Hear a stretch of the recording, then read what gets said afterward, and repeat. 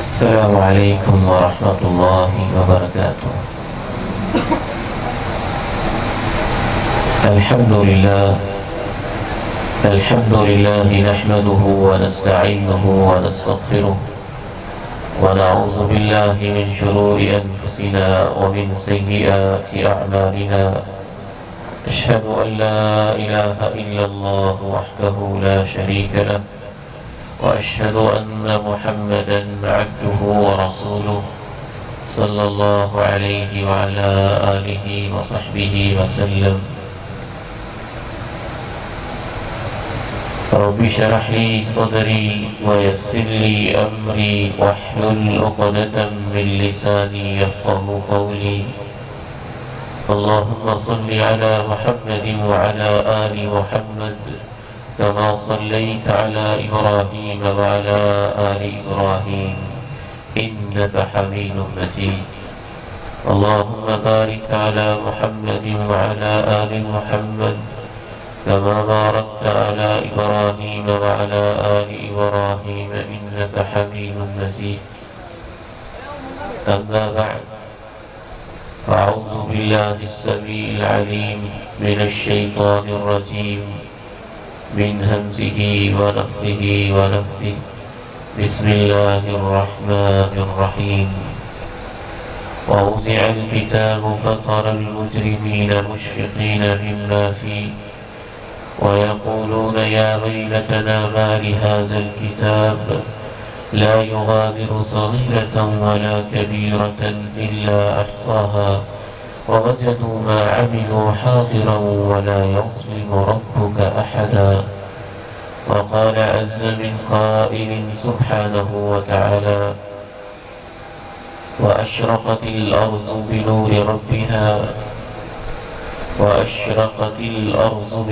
ربها ووضع الكتاب وجيء بالنبيين والشهداء وقضي بينهم بالحق.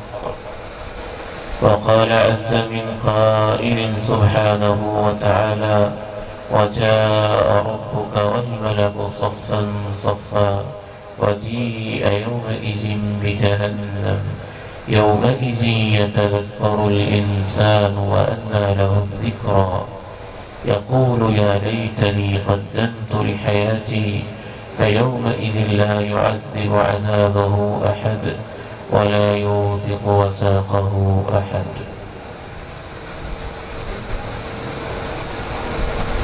میرے انتہائی قابل احترام سفید ریش بزرگوں، قابل تکریم نوجوان بھائیوں، قابل شفقت میرے بیٹوں، حیا و عفت کی پیکر ماؤں، بہنوں اور بیٹیوں، صفحے آخرت کے 6 روزہ کورس میں سے آج تیسرا دن اللہ تعالیٰ کی توفیق سے شروع ہوا چاہتا ہے، اور آپ لوگ ایک عظیم مقصد کے لیے جمع ہوئے ہیں۔ میں صدق کے دل سے رب العالمین سے دعا گو ہوں کہ میرا اور آپ کا آنا اللہ ان لوگوں میں شامل فرما دے جو گھر سے نکلتے ہیں تو فرشتے ان کے قدموں کے نیچے پر بچھاتے ہیں۔ میرا اور آپ کا آنا رب کریم ان لوگوں میں شامل فرما دے جن کے نکلنے کو اللہ کے پیغمبر نے جنت کی راہوں پہ چلنا قرار دیا ہے۔ میری مائیں، میری بہنیں، میری بیٹیاں، میرے بزرگ، میرے بھائی اور میرے یہ بیٹے بار بار اس چیز کو ذہن نشین کریں کہ دین کی یہ محافل، قرآن کی یہ مجالس، سنت کی تعلیم کی یہ خوبصورت اجتماع اور گیدرنگ، اللہ اسے اس اجتماع میں شامل فرما دے جس کے بارے میں اللہ کے پیارے نبی نے یہ فرمایا کہ فرشتے کچھ دین کی مجلسوں کو تلاش کرتے رہتے ہیں، جب واپس جاتے ہیں تو رب کریم آخری فیصلہ یہ سناتے ہیں: گواہ ہو جاؤ کہ میں نے ان سب کو معاف کر دیا۔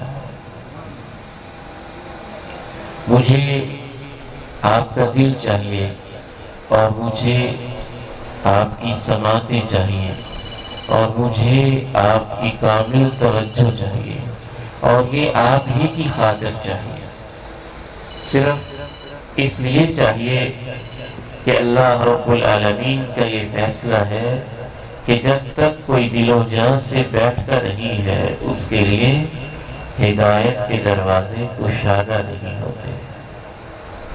آج کا ہمارا موضوع ہماری زندگی کا اہم ترین موضوع ہے، اور شاید بعض حوالوں سے ہمارے 6 روزہ جو کورس کے موضوعات تھے ان میں سے بھی اہم ترین موضوع ہے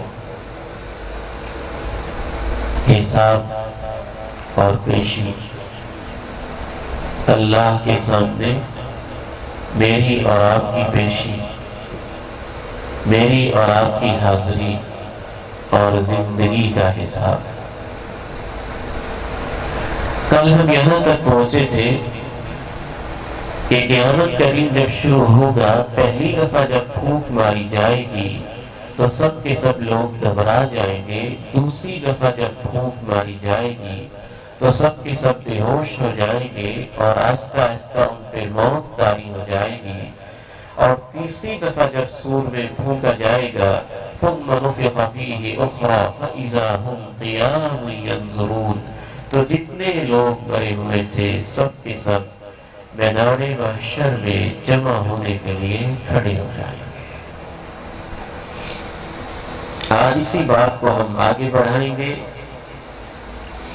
ان کو کیسے جمع کیا جائے گا، جمع کرنے کا انداز کیا ہوگا، فرشتوں کی ہر انسان کے ساتھ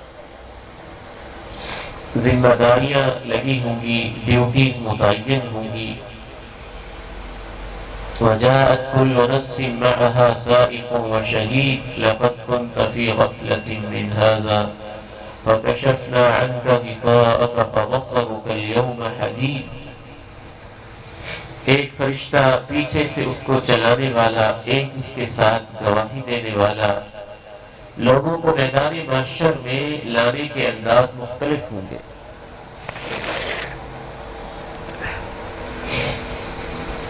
آپ کو تھوڑی زحمت ہو سکتی ہے طبیعت کی ناسازی کی وجہ سے، اللہ تعالیٰ شفا عطا فرمائے۔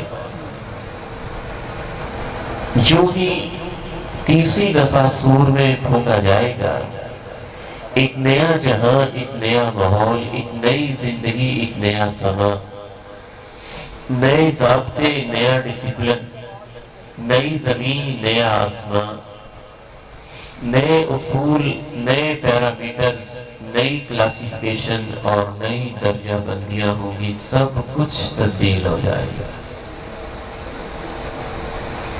سب سے پہلے تو انسانوں کی شکلیں تبدیل ہوں گی۔ اس وقت میری اور آپ کی شکل ہے ہماری خوراک کے مطابق، جغرافیائی ماحول کے مطابق، والدین سے جو چیزیں انہیرٹ ہوئی ہیں، وراثت میں ملی ہیں، اس کے مطابق، ہماری اپنی جو لائف سٹائل ہے اس کے مطابق۔ لیکن جب تیسری دفعہ سور میں پھونکا جائے گا تو ہماری شکلیں پھر ویسی ہو جائیں گی جیسے ہماری دل کی دنیا ہے، جیسے ہمارے اعمال ہیں، جیسے ہمارے کردار ہیں، جس طرح کا ہمارا اخلاق ہے، جس طرح کے ہمارے رویے ہیں، جس طرح کے ہمارے عقائد ہیں، جس طرح کے ہماری آئیڈیالوجیز ہیں، نظریات ہیں، جس طرح سے ہماری زندگی کے اندر ہمارا کیریکٹر اور کردار ہے، تیسری پھونک کے بعد ہی، قبروں سے اٹھتے ہی، میدان محشر میں حاضری مکمل ہونے سے پہلے ہی، سفر شروع ہوتے ہی سب کچھ بدل جائے گا۔ کچھ لوگ قبروں سے اٹھیں گے، میدان محشر کی طرف جا رہے ہوں گے، تو کفار کا تو یہ حال ہوگا کہ رب العالمین نے اپنے قرآن مجید میں جو ان کے بارے میں نقشہ کھینچا ہے، میں چاہتا ہوں کہ تفصیل میں نہ جاؤں، صرف آپ کو قرآن کا ترجمہ اور قرآن کی آیات ہی سنا دوں تو اس سے ہی آپ کو اندازہ ہوگا کہ کفار کا کیا حال ہوگا، اور اس کے بعد ہم اس طرف آئیں گے کہ جو گناہگار اہل ایمان ہیں ان کا کیا حال ہوگا۔ یہ سورہ ابراہیم ہے۔ میں آپ کو ریکمینڈ کروں گا پڑھے لکھے ہمارے پیارے بھائیوں کو، بہنوں اور بیٹیوں کو بالخصوص اسے آپ کورس سمجھیں۔ حاضری چونکہ زیادہ ہے اس وجہ سے باقاعدہ ہم کو آپ کو لٹریچر نہیں دے سکے، وگرنہ ہمارا پیٹرن یہ ہوتا ہے اس طرح کے کورسز کا کہ باقاعدہ نوٹس دیے جاتے ہیں، ڈسپلے کیا جاتا ہے اور اس کے بعد ٹیسٹ بھی ہوتا ہے۔ تو یہاں چونکہ ہمارا پہلا ایکسپیرینس ہے، ٹیسٹ سے آپ نے نہیں ڈرنا، آپ کا ٹیسٹ نہیں ہونا انشاءاللہ۔ تو قیامت کے دن جب سب کچھ تبدیل ہو جائے گا تو کفار کا کیا حال ہوگا۔ یہ سورہ ابراہیم ہے، اس کی 10-12 آیات ایسی ہیں کہ انسان کو تڑپا دیتی ہے۔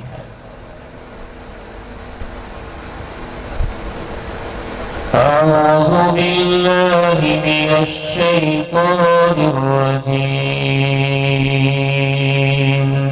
ولا تحسبن اللہ غافلا عما يعمل الظالمون انما يؤخرهم ليوم تشخص فيه الابصار مقنعي رؤوسهم لا يرتد إليهم طرفهم وأفئدتهم هواء وأنذر الناس يوم يأتيهم العذاب فيقول الذين ظلموا ربنا أخرنا إلى أجل قريب نجب دعوتك ونتبع الرسل أولم تكونوا أقسمتم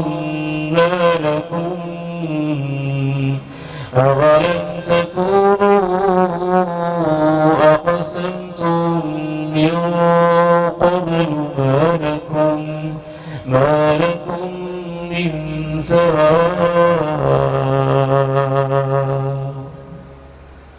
کبھی بھی یہ نہ سمجھنا کہ اللہ کو پتہ نہیں جو اس وقت ظالم کر رہے ہیں۔ ظالم سے قرآن مجید کی اصطلاح میں عموماً مشرک مراد ہوتے ہیں۔ ان الشرک لظلم عظیم، جو اللہ کی زمین پہ رہتے ہوئے، اس کے آسمان کی چھت کے نیچے رہتے ہوئے رب کریم کے ساتھ شرک کرنے والے ہیں، بالعموم قرآن مجید بنیادی طور پہ ان کو ظالم کہتا ہے۔ یہ نہ سمجھنا کہ اللہ کو خبر نہیں ہے ظالم جو کچھ کر رہے ہیں، نہیں، اسے سب پتہ ہے۔ وہ ان کو مہلت دے رہا ہے ایک ایسے دن کے لیے جب وہ دن شروع ہو جائے گا ان کی آنکھیں پتھرا جائیں گی، محتعین قبروں سے نکلے ہی ان کی دوڑیں لگ جائیں گی، مقنعین رؤوسہم ان کے سر اوپر اٹھے ہوئے ہوں گے، لا یرتد الیہم طرفہم ان کی آنکھیں ایسی پتھرائی ہوں گی کہ پلک جھپکنے کی بھی ہمت نہیں ہوگی، وَأَفْئِدَتُهُمْ هَوَاء ان کے دل اڑے اڑے ہوں گے۔ اے میرے حبیب ان لوگوں کو خبردار کر دیجئے اس دن کے بارے میں جس دن پکڑ آئے گی تو یہ مشرک ظالم کہیں گے اے ہمارے رب تھوڑی دیر کے لیے ہمیں مہلت دے دے، اب ہم تیری باتیں مانیں گے، تیرے رسولوں کے پیچھے چلیں گے، ان کی اطاعت کریں گے۔ ان سے کہا جائے گا کیا ایسا وقت نہیں آیا تھا جب تم قسمیں اٹھا اٹھا کے کہتے تھے کہ تمہیں کبھی زوال نہیں آئے گا۔ وَسَكَنْتُمْ فِي مَسَاكِنِ الَّذِينَ ظَلَمُوا أَنفُسَهُمْ وَتَبَيَّنَ لَكُمْ كَيْفَ فَعَلْنَا بِهِمْ وَضَرَبْنَا لَكُمُ الْأَمْثَالَ وَقَدْ مَكَرُوا مَكْرَهُمْ وَعِندَ اللَّهِ مَكْرُهُمْ وَإِن كَانَ مَكْرُهُمْ لِتَزُولَ مِنْهُ الْجِبَالُ فَلَا تَحْسَبَنَّ الله مخلف وعده رسلا إن الله عزيز ذو انتقام۔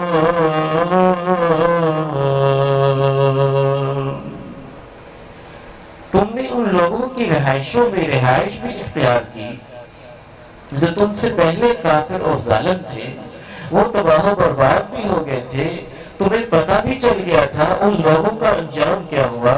ہم نے مثالیں بھی پیش کر دی تھی، اس کے باوجود انہوں نے بڑی چالیں چلی، انہوں نے بڑی سازشیں کی، انہوں نے بڑے مکر کیے ان مسلمانوں کے خلاف۔ ان کی چالیں ایسی تھی اور ایسی مضبوط تھی کہ لگتا تھا کہ ان کی چالوں سے پہاڑ بھی پیچھے ہٹ جائے گا۔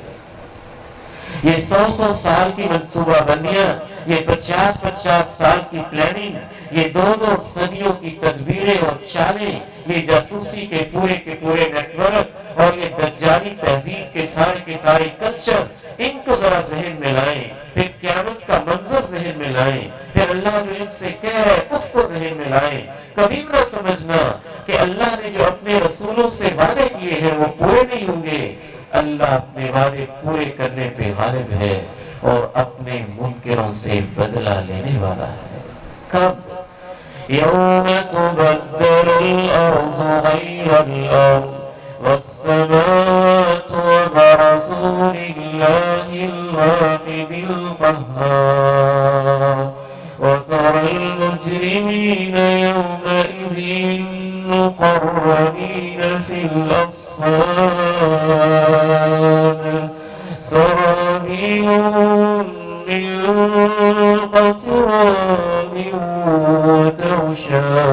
وتغشى وجوههم النار ليجزي الله كل نفس ما كسبت إن الله سريع الحساب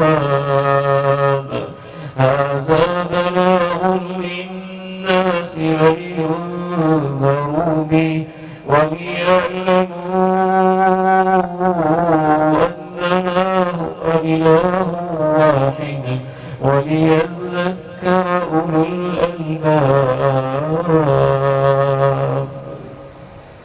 جس دن زمین کو اس زمین کے علاوہ اور شکل میں تبدیل کر دیا جائے گا، آسمانوں کو بھی تبدیل کر دیا جائے گا، اور یہ سب برہنہ ہو کے ایک میدان میں اس ایک اللہ کے سامنے کھڑے ہوں گے جو سب کے اوپر غالب ہے۔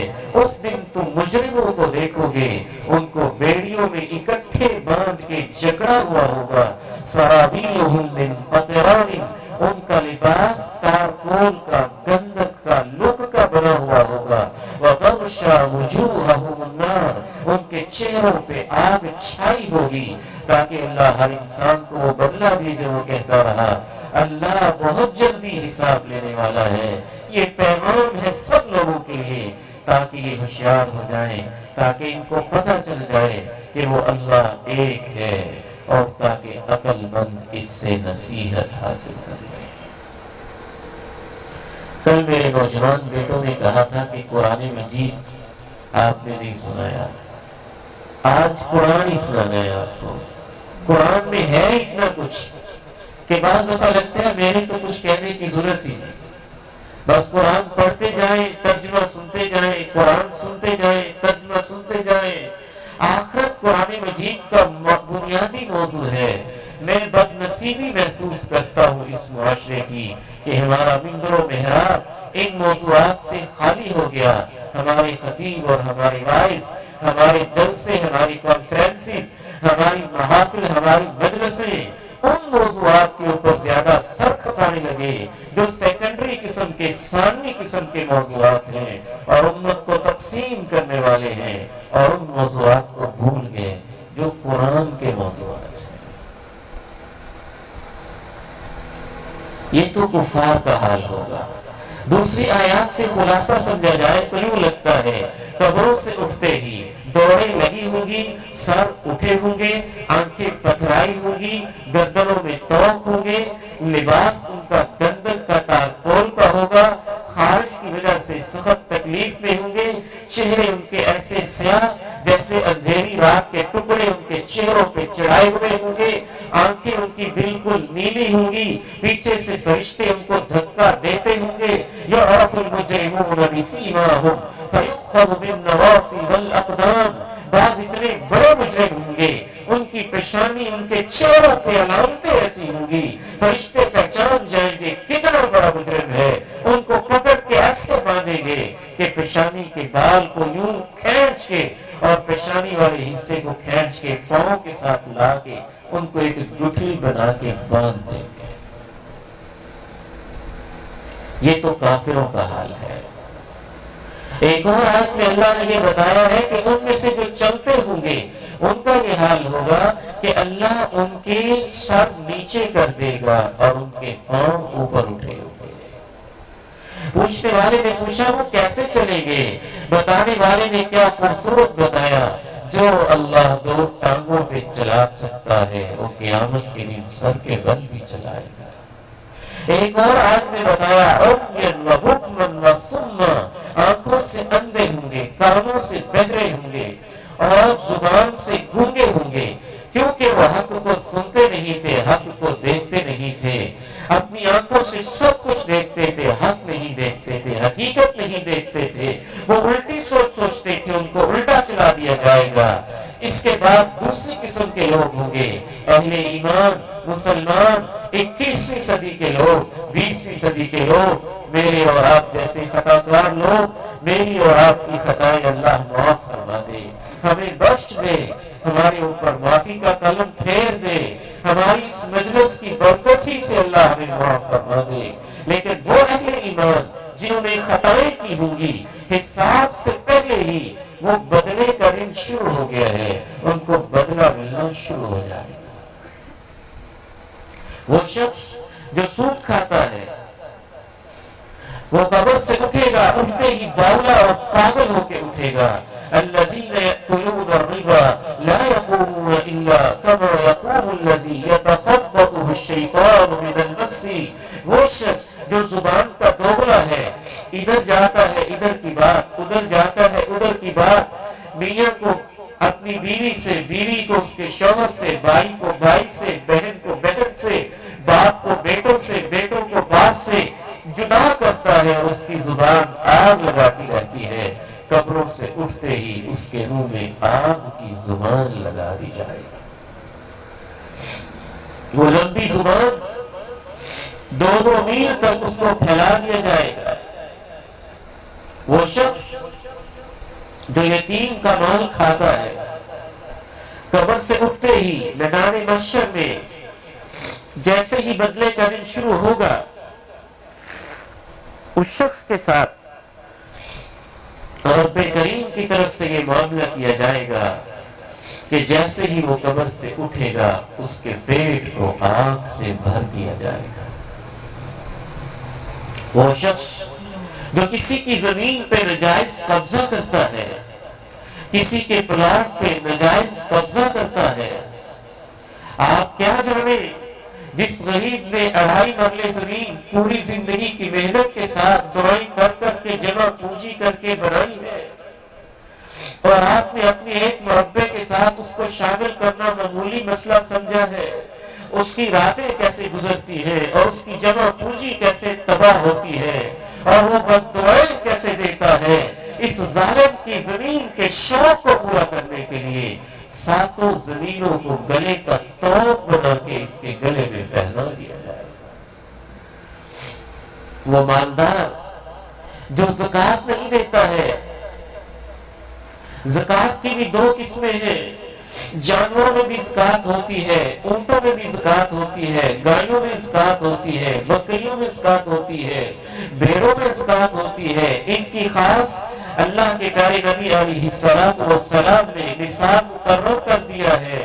جو ان میں سے زکوٰۃ نہیں دیتا ہے اس کو اور سزا دی جائے گی، جو سونے چاندی روپے پیسے میں سے زکوٰۃ نہیں دیتا ہے اس کو اور قسم کی سزا دی جائے گی۔ دونوں قسم کی سزاؤں کا رب کریم نے اپنے قرآن میں تذکرہ کیا ہے۔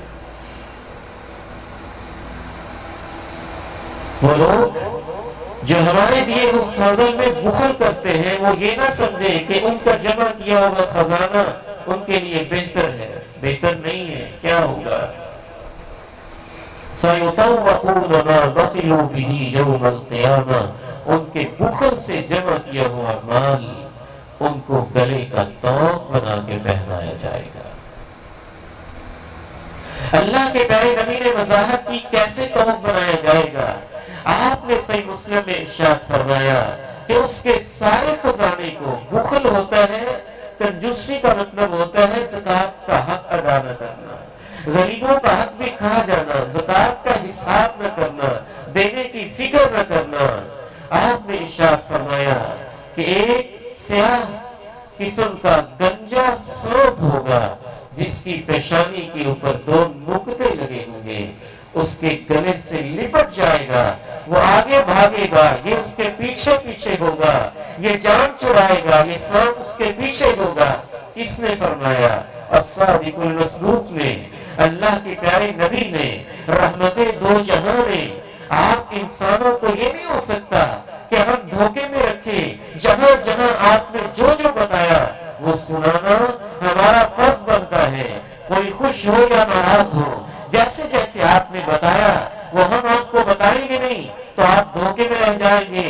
قرآن نے بھی کہا اور اللہ کے پیارے نبی نے وضاحت میں کہا، وہ اس کا خزانہ اس کے گلے کا طوق سانپ کی شکل میں بن جائے گا، یأخذ بلحظتیہ، اس کی باتوں کو یوں چیر کے کہے گا، انا مال انا کنز، میں تیری دولت، میں تیرا خزانہ، تو کہاں بھاگتا ہے؟ بدلے کا دن، حساب کا دن۔ الذين يكنزون الذهب والفضة ولا ينفقونها في سبيل الله فبشرهم بعذاب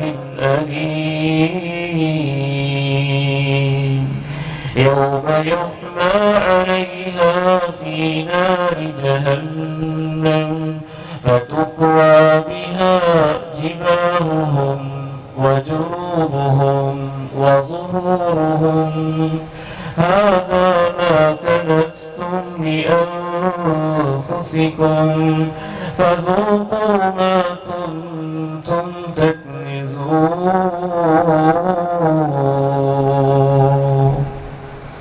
اللہ کا قرآن ہے۔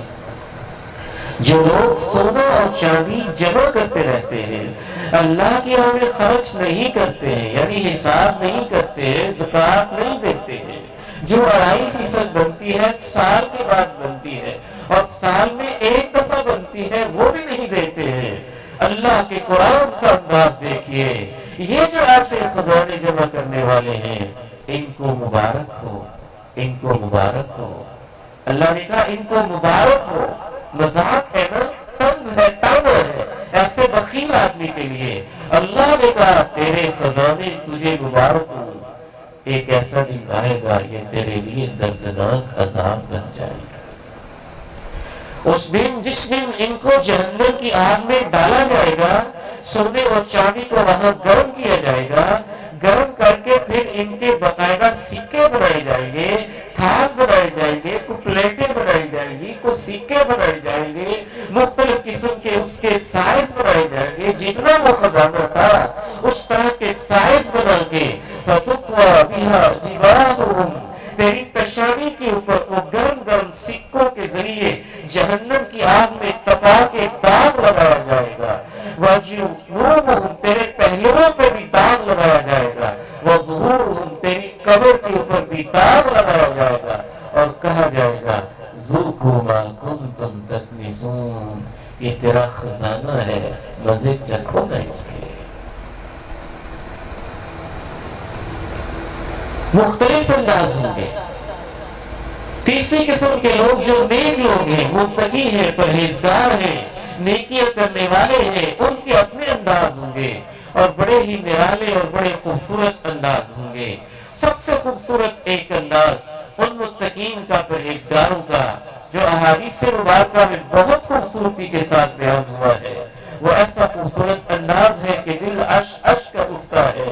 سب سے خوبصورت پہلو یہ ہوگا کہ قبروں سے اٹھتے ہی ان کے چہرے یہ نہیں رہیں گے بے شک وہ بلال حبشی تھا، بے شک کالے رنگ کا تھا، بے شک موٹے موٹے اس کے ہونٹ تھے، بے شک چپٹی ہوئی اس کی ناک تھی، بے شک چھوٹا یا جیسا بھی اس کا قد تھا، لیکن آج سب کچھ بدل جائے گا۔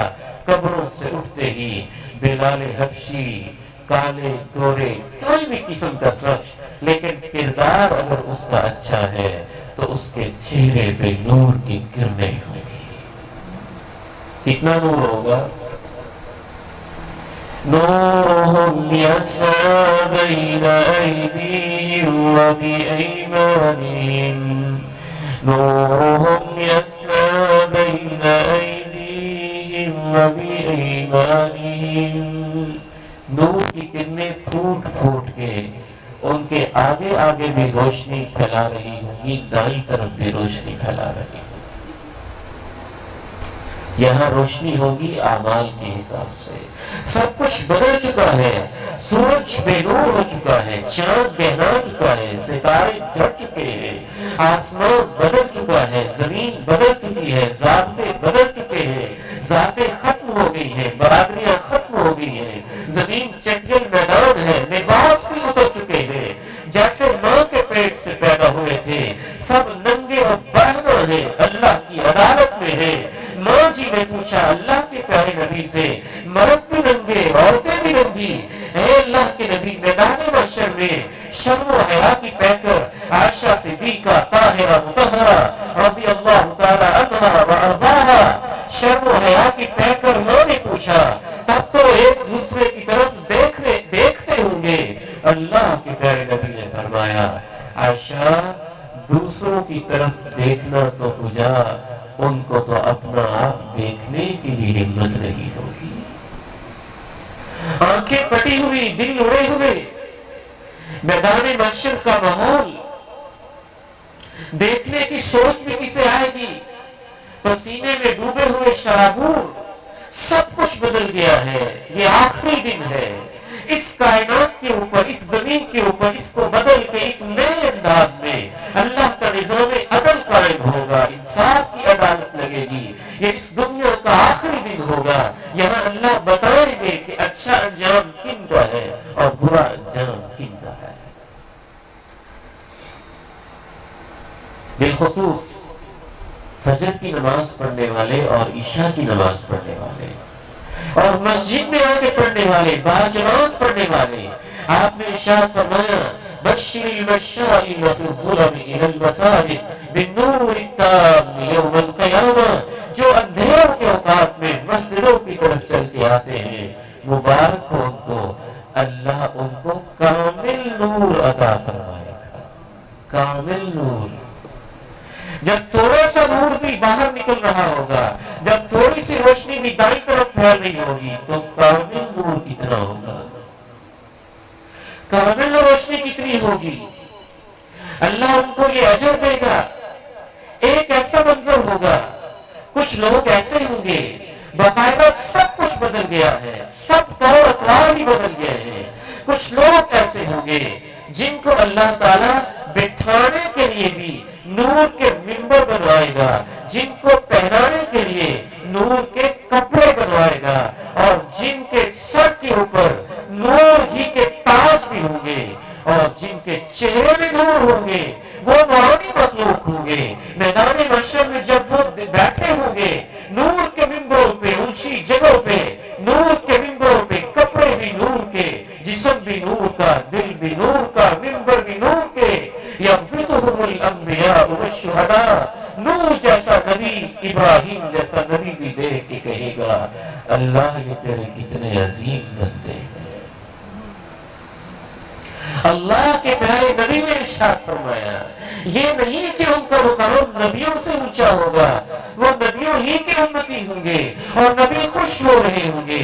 یہ ہماری امتوں کے کتنے عظیم لوگ ہیں، یہ ہمارے ماننے والے کتنے عظیم ہیں، ان کو نور کے ممبر، نور کے کپڑے، نور کا لباس، نور کا سب کچھ ملا ہوا ہے، وہ ان پہ خوش ہو کے رشک کرتے ہوں گے۔ ایک اعرابی سے رہا نہ گیا، اللہ کے پیارے نبی نے بڑے اہتمام کے ساتھ یہ حدیث بتائی، میں پھر عرض کرتا چلوں کون کہہ رہا ہے؟ الصادق المصدوق ہوا ان هو الا وحی یوحی، وہ جو وحی کے بغیر بولتے نہیں، جن کو اللہ نے قیامت کا علم دنیا میں عطا فرما دیا تھا، کبھی معراج کی رات میں سیر کروا کے دکھا دیا تھا، کبھی خواب کے اندر بتا دیا تھا، کبھی جبریل کے ذریعے بتا دیا تھا، کبھی وحی کے ذریعے بتا دیا تھا، کبھی قرآن کی آیتوں کے ذریعے بتا دیا تھا۔ آپ علیہ السلام نے ارشاد فرمایا میرے ماں باپ تم پہ قربان ہوں۔ جب آپ نے یہ حدیث بیان کی، ایک سادہ سا عربی رہا نہ گیا، یوں چونک گیا، کہنے لگا اللہ کے پیارے نبی ان کی کیا صفتیں ہوں گی؟ اتنا اونچا مقام، اتنا اونچا بدلہ، منبر بھی نور کے، نشستیں بھی نور کی، چہرے بھی نور والے، کپڑے بھی نور والے، وہ کون لوگ ہوں گے؟ اللہ ہم تجھ سے دعا کرتے ہیں ہمیں ان لوگوں میں شامل فرما دے، ہمیں ان لوگوں میں شامل فرما دے، ان بیٹوں کو، ان بزرگوں کو، ان ماں کو، ان بہنوں کو، ان بیٹیوں کو، اس خطا کار بندے کو ان میں شامل فرما دے۔ اس سے رہا نہ گیا، کہنے لگا اللہ کے پیارے نبی وہ کون لوگ ہوں گے؟ آپ نے ارشاد فرمایا مزید یفزع الناس ولا یفزعون، لا يحزنهم الفزع الاکبر وهم من فزع يومئذ آمنون، سب لوگ گھبرا رہے ہوں گے، وہ آرام سے بیٹھے ہوں گے، وہی اللہ کے ولی ہوں گے، وہی اللہ کے دوست ہوں گے۔ ان کی صفتیں کیا ہوں گی؟ آپ نے ارشاد فرمایا ان کی صفت یہ ہوگی تحابوا فی اللہ وتصافوا، تحابوا فی اللہ وتصافوا۔ میں یہ الفاظ پڑھتا ہوں تو میرا ذہن ان مجاہدین کی طرف چلا جاتا ہے جو جہاد کے میدانوں میں دشمن کے مقابلے میں صفیں بنا کے کھڑے ہو جاتے ہیں، کوئی عربی ہے، کوئی اجمی ہے، کوئی ہاشمی ہے، کوئی گورا ہے، کوئی کالا ہے، مختلف قبیلوں کے ہیں، صرف دین کی خاطر میدان جہاد میں اللہ کی خاطر سب بندیاں بھی کرتے ہیں، محبتیں بھی کرتے ہیں، پیار بھی کرتے ہیں۔ پھر میں مزید سوچتا ہوں تو میرا دل ان دوستوں کی طرف چلا جاتا ہے، ان بزرگوں کی طرف چلا جاتا ہے، ان نمازیوں کی طرف چلا جاتا ہے، ان اعتکاف والوں کی طرف چلا جاتا ہے جو برادری کو پیچھے چھوڑ دیتے ہیں، جو مجلسیں جماتے ہیں اللہ کی خاطر، جو صفیں بناتے ہیں اللہ کی خاطر، جو اکٹھے رہتے ہیں اللہ کی خاطر، جن کی دوستیاں ہوتی ہیں اللہ کی خاطر۔ اور میرے نوجوان بیٹوں، ٹک ٹاک کے اوپر فرینڈ لسٹ بنانے والوں، فحاشی کے منظر کھینچنے والوں، اور میری بیٹیوں، میرے بیٹوں، کیا ہو گیا ہے تم کو؟ آخرت کو بھول جانے والوں، فیس بک کے اوپر فرینڈ لسٹ میں اضافہ کرنے والوں، صرف چند ٹکوں کی خاطر، چند پیسوں کی خاطر یوٹیوب کے اوپر گندی ننگی اور شرم و حیا سے، پیشانی سے ارق آلود کر دینے والی، اس امت کے سر کو شرم سے جھکا دینے والی، آزادی کے دن کو بھی پاکستان کو بدنام کرنے والی اور نام نہاد امت کا حصہ بنا کے تصویریں بنانے والوں اور سیلفیاں کھنچوانے والوں، ہمیں بدنام کرنے والوں، اللہ کے پیارے نبی کی امت کو بدنام کرنے والوں، تم امت کس نبی کو ہو؟ حرکتیں کیسی کر رہے ہو؟ دوستیاں کس بنیاد پہ ہوتی ہیں؟ فرمایا یہ وہ لوگ ہوں گے جن کی دوستیاں صرف اللہ کی خاطر تھی، صرف اللہ کی خاطر تھی۔ ان کے ساتھ رب کریم یہ معاملہ فرمائے گا، سب کچھ بدل گیا ہے، سارے بہنوں ہیں، ننگے ہیں، جیسے ماں کے پیٹ سے پیدا ہوئے تھے ویسے ہی میدان محشر کے اندر جمع ہیں۔ سب سے پہلے پھر ان کو لباس تقسیم کیے جائیں گے، سب سے پہلے جس کو لباس پہنایا جائے گا وہ ہمارے پیارے نبی کے جد امجد ابراہیم خلیل اللہ ہوں گے۔ یہ بدلے کا دن ہے، یہ بدلے کا دن ہے۔ امام ابن کثیر لکھتے ہیں کہ ان کو کس لیے سب سے پہلے لباس پہنایا جائے گا؟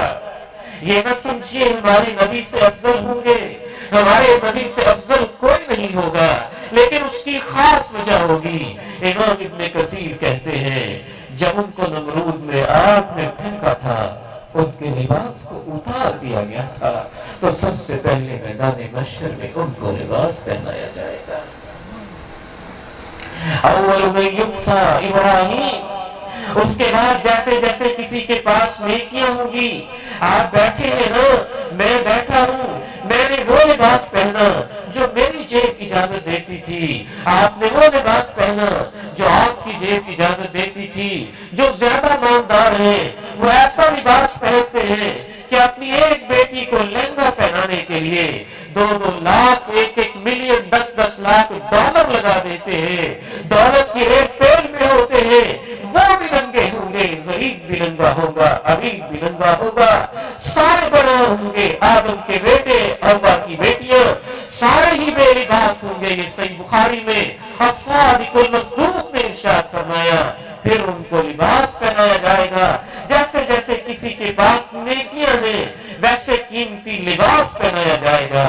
ایک قیمتی ترین لباس کا تذکرہ کرتا ہوں، وہ اس کو پہنایا جائے گا جس نے اپنے بیٹوں کو قرآن کی تعلیم کے لیے وقف کر دیا تھا۔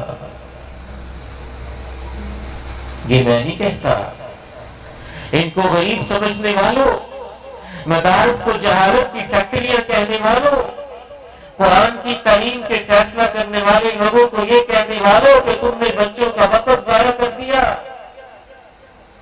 اللہ کے پیارے نبی کی بات تو سنیے، آپ کا فیصلہ تو سنیے، آپ کے ارشادات تو سنیے۔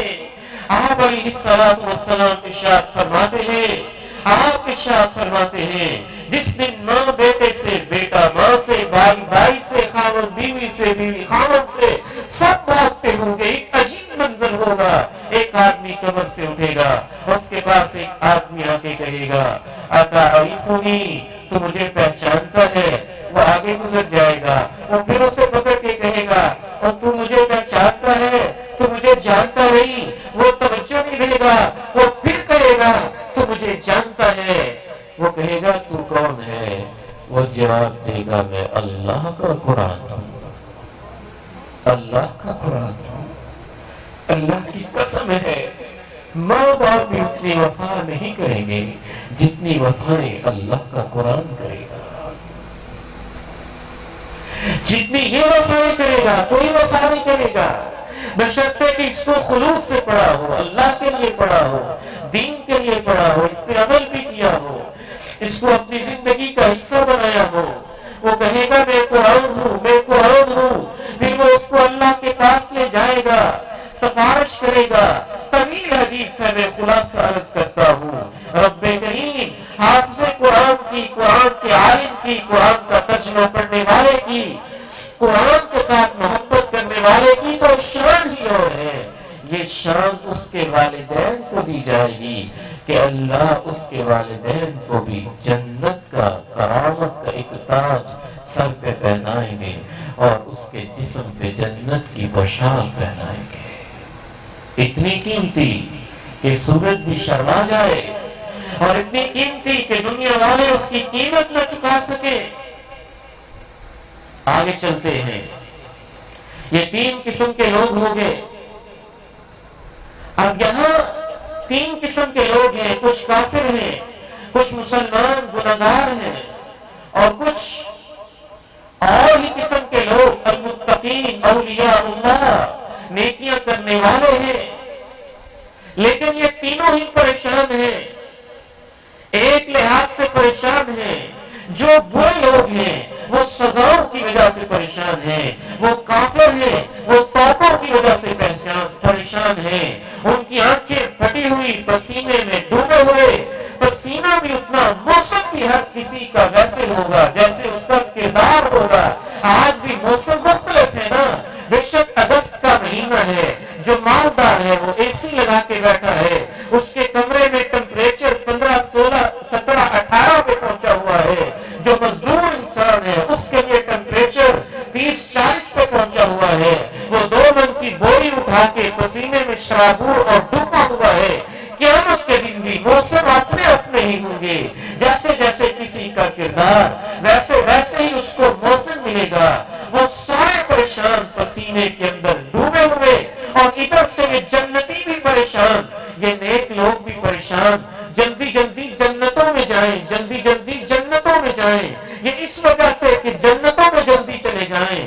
بے چین ہیں، وہ اس وجہ سے پریشان ہیں کہ ان پریشانیوں سے نجات مل جائے۔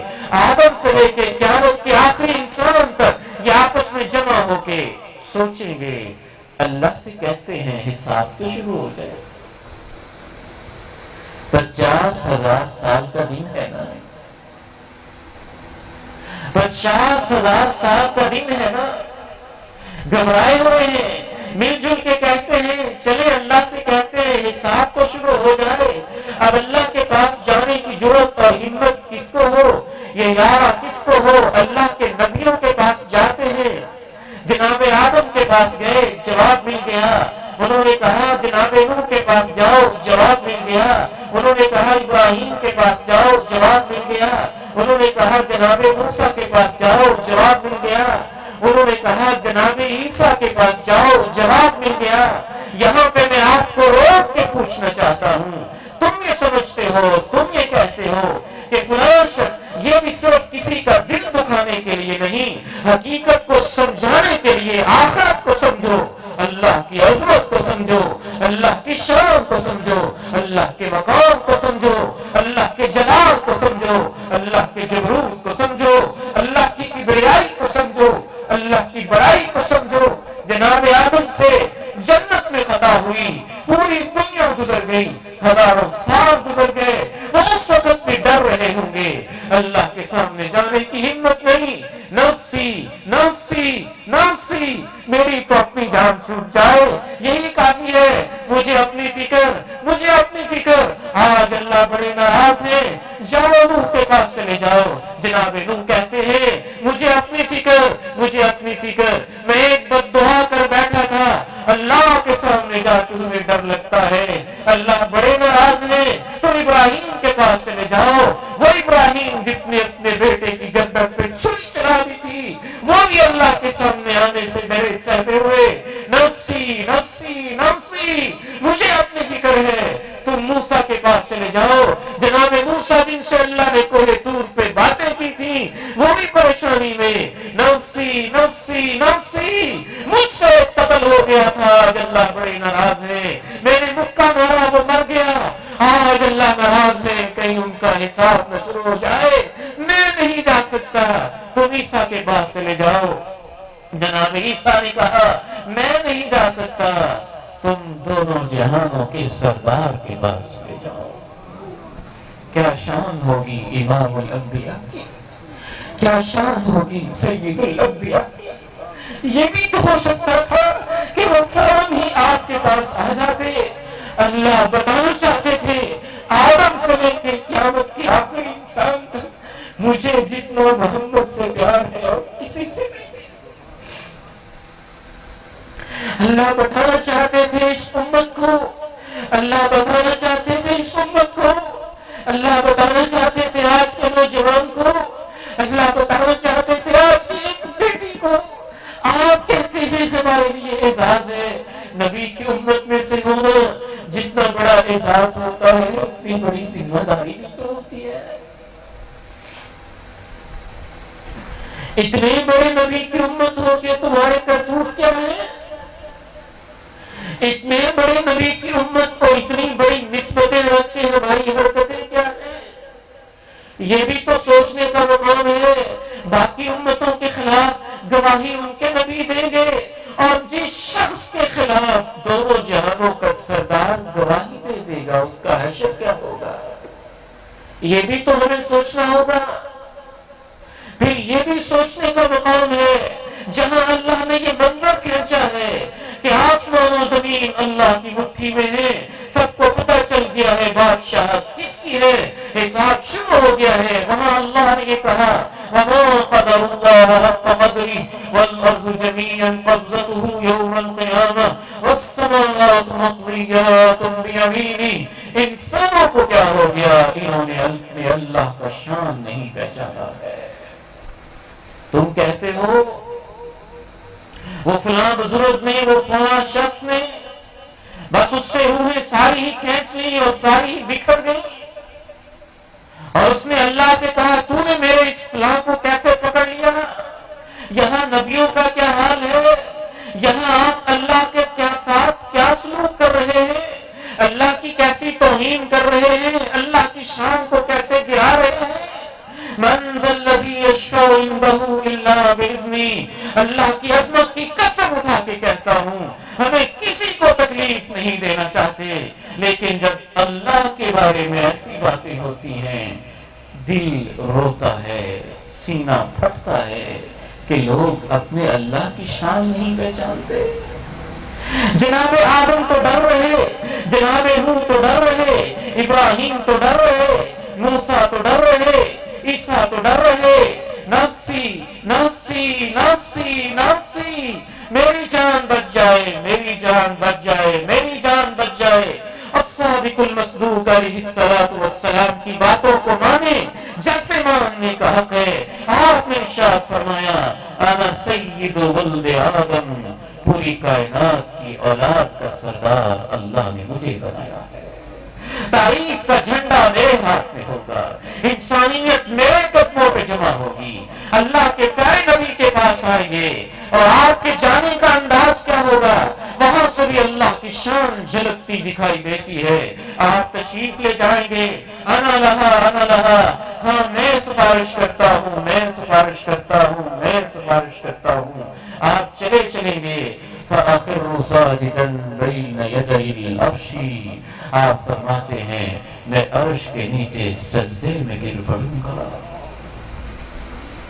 سجدے میں گر پڑوں گا، سجدے میں گر پڑوں گا، سجدے میں گر پڑوں گا.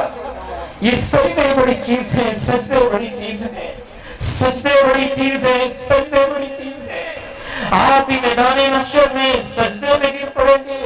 نہ جانے اتنا لمبا دن ہے، کتنے ہفتے، کتنے دن، کتنے گھنٹے، کتنے سال سجدے میں پڑے رہیں گے. آپ کہتے ہیں اللہ اس وقت مجھے بتائے گا کہ میرے محبوب آج میری یہ وظیفہ پڑھو، آج یہ کلمے پڑھو.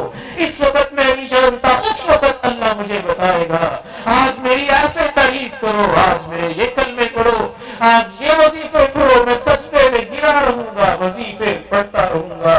پھر اللہ کی طرف سے آواز آئے گی یا محمد ارفع رأسک سل تعطى واشفع تشفع، اے میرے محبوب سجدے سے سر اٹھا لو، جو سفارش کرو گے قبول کی جائے گی، جو مانگو گے تمہیں دے دیا جائے گا. اللہ کے پیارے نبی ظاہر کہیں گے اللہ تیرے بندے پریشان ہیں، ان کا حساب لے لے. اللہ تیرے بندے پریشان ہیں، ان کا حساب لے لے. پھر حساب لینے کے لیے تیاریاں شروع ہو جائے گی. جب حساب لینے کے لیے تیاریاں شروع ہو جائیں گی تو اس کا نقشہ بھی اللہ نے اپنے قرآن میں کھینچا ہے. ساری آیات شاید میں نہ پڑھ سکوں، چند ایک آیات پڑھ لیں، اسی سے آپ کے سامنے پورا نقشہ کھنچ جائے گا، سمجھ آ جائے گا.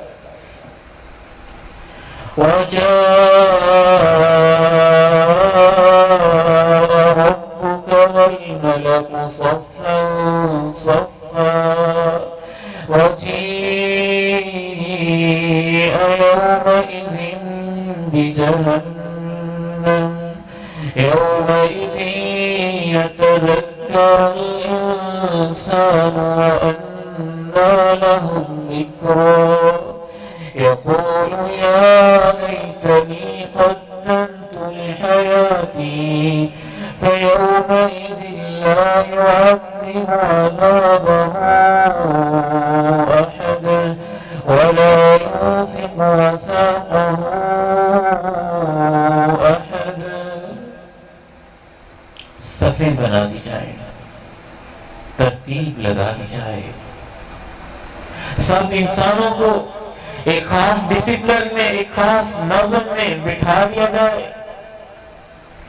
جنت جہاں بھی ہے میدان محشر میں اس کو قریب کر دیا جائے تاکہ نیک بندوں کو ان کی مہک، جنت کی خوشبو آنا شروع ہو جائے. جہنم جہاں بھی ہے میدان محشر میں اس کو ننگا کر کے کھول کے شعلوں کے ساتھ لایا جائے. وَجِيءَ يَوْمَئِذٍ بِجَهَنَّمَ يَوْمَئِذٍ يَتَذَكَّرُ أيذكر الإنسان وأنى له الذكرى. 70,000 زنجیروں میں جہنم کو باندھ کے لایا جائے گا اور ہر زنجیر کو 70,000 فرشتوں نے تھاما ہوگا. 4 ارب 90 کروڑ فرشتے ہوں گے جو جہنم کو میدان محشر میں لائیں گے. ادھر ادھر کی باتیں نہیں. الصادق المصدوق صلی اللہ علیہ وسلم کا فرمان ہے. قرآن نے نقشہ کھینچا ہے، اللہ کے نبی نے اس کی تفصیل بیان کی ہے وحی کے علم کی روشنی میں. وَأُزْلِفَتِ الْجَنَّةُ لِلْمُتَّقِينَ وَبُرِّزَتِ الْجَحِيمُ لِلْغَاوِينَ. متقین کے لیے جنت کو قریب کر دیا گیا، سرکش اور باغیوں کے لیے جہنم کو کھول دیا گیا. میدان محشر میں صفیں بن گئی، ترتیب لگ گئی، ہر نبی اپنی اپنی امت کے ساتھ ہو گیا، تمام انبیاء اپنی اپنی امتوں کے ساتھ ہو گئے، سب کی ترتیبیں لگ گئی، ڈسپلن بن گیا. فرشتوں نے میدان محشر کو گھیرے میں لے لیا. ادھر سے جنت کو رحمان کے دائیں طرف قریب کر دیا گیا، ادھر جہنم کو بائیں طرف میدان محشر میں لایا گیا. 4 ارب 90 کروڑ فرشتوں نے اس کو پکڑا ہوا. وہ چنگاڑتی ہوئی، وہ دہاڑتی ہوئی، وہ غصہ نکالتی ہوئی، وہ آوازیں دیتی ہوئی، وہ پکارتی ہوئی میدان محشر میں اس انداز میں اس کو لایا گیا. اسی اسنا میں پھر رب کریم میدان محشر میں عرض موقف میں، عرض حساب میں، وہ چاندی والی جو زمین بدل کے نہیں بنائی گئی تھی، جہاں اللہ کی نافرمانی نہیں ہوئی تھی، رب کریم خود تشریف لے آئے جیسے ان کی شان کے لائق ہے. یہ بھی ایک مقام میں پڑھتا ہوں کہ اللہ تشریف لائے تو اس کا منظر قرآن میں کیسے کھینچا. اس کے بعد آپ کو اندازہ ہوگا کہ رب کریم کا جلال، ان کی شان، ان کی جبروت، ان کی تشریف آوری میدان محشر میں حساب کا نقشہ قرآن کیا کھینچتا ہے. یہ سورہ الفرقان ہے. وَقَدِمْنَا إِلَىٰ مَا عَمِلُوا مِنْ عَمَلٍ فَجَعَلْنَاهُ هَبَاءً مَّنثُورًا. أَصْحَابُ الْجَنَّةِ يَوْمَئِذٍ خَيْرٌ مُّسْتَقَرًّا وَأَحْسَنُ مَقِيلًا. وَيَوْمَ تَشَقَّقُ السَّمَاءُ بِالْغَمَامِ وَنُزِّلَ الْمَلَائِكَةُ تَنزِيلًا. الْمُلْكُ يَوْمَئِذٍ الْحَقُّ لِلرَّحْمَٰنِ.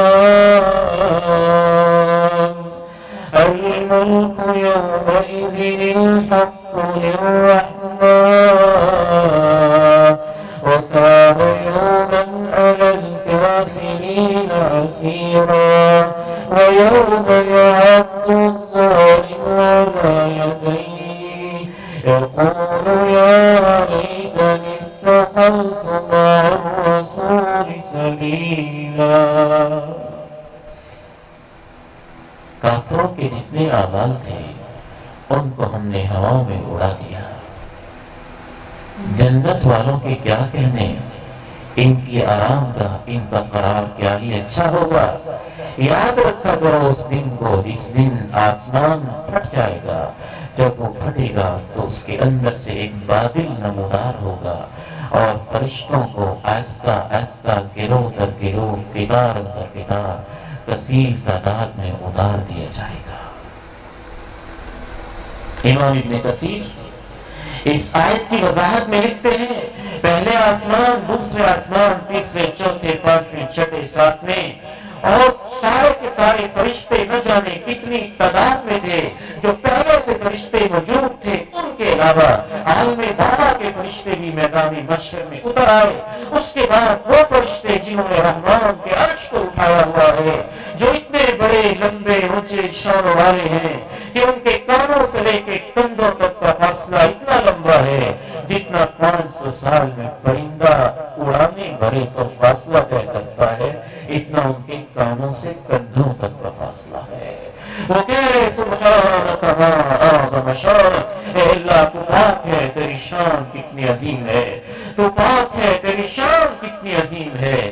سب فرشتوں نے صفیں بنائی، سب فرشتے کتار اندر کتار کھڑے ہو گئے، عرش کو اٹھانے والے فرشتے بھی کتار اندر کتار کھڑے ہو گئے۔ اللہ کی تسبیح، اس کی پاکی کی عظمت کے ترانے میدان محشر کے اندر بلند ہونے لگے۔ وَجَاءَ رَبُّكَ وَالْمَلَكُ صَفًّا صَفًّا، اس کے بعد اپنی شان کے مطابق اللہ خود میدان محشر میں بندوں کے حساب اور فیصلے کے لیے تشریف لے آئے۔ باقی تفصیلات انشاءاللہ ہم کل پڑھیں گے۔ بہت ساری چیزیں باقی رہ گئی ہیں۔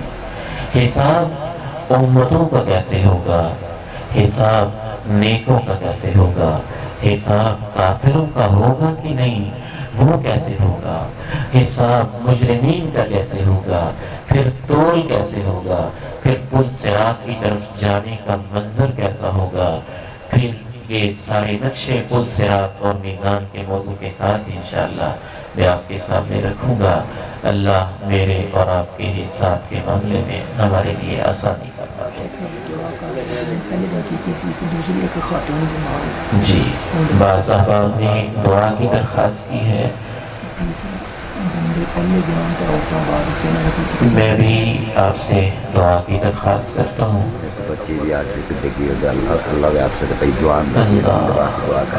محترم ریاض صاحب نے بھی دعا کے لیے درخواست کی ہے۔ جی، ایک تو یہ گزارش ذہن میں رکھیں کہ انشاءاللہ ہمارا یہ جو کورس ہے، کل ہم نے ٹائم چینج کیا تھا، 9:10 پہ انشاءاللہ شروع ہوگا، اور کوشش ہوگی کہ 10:10 پہ مکمل ہو جایا کرے۔